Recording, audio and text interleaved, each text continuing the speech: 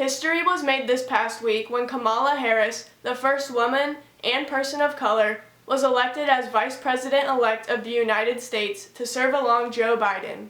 It's setting a good example, and after so many years, she's the first woman of color to be the vice president. It might make other women of color feel less discouraged to try to fill that position. This achievement by Harris has older generations reflecting back on the cruel gender inequalities they had to face over the past years.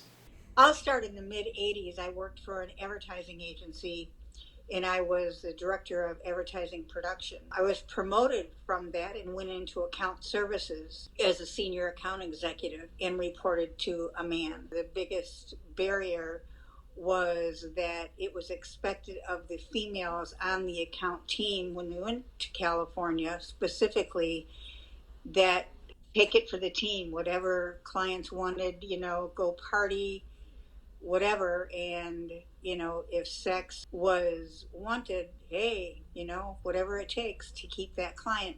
I refused to do so. And eventually within a year, then I was let go. But back in the 80s, number one, if you brought it up, you'd immediately be fired because there were no protections. Number two, nobody would believe you. They'd think that you led somebody on. Although it's a harsh reality, this is what it was like working as a woman just 40 years ago. But with advances such as electing Harris, things are starting to change. And I opened my own advertising production company. And in 4 years, it became a $4 million company. And it was just from all the experience that I had gained. But there was no one standing in my way. It was me and another woman. Having a woman of color be one of the faces of our country holds a strong image to what America could work towards. I obviously hope that she helps Joe Biden make good decisions for our country, but I also hope that she kind of serves as inspiration for others, similar to how Michelle Obama did. It's different than it's been for, ever since we've had a president. Electing Kamala Harris doesn't fix sexism or racism in our country, but hopefully will open the door to future politicians who just a couple years ago wouldn't have had a chance. I grew up in the 60s, and that's when a lot of the women's movement started, along with systemic racism.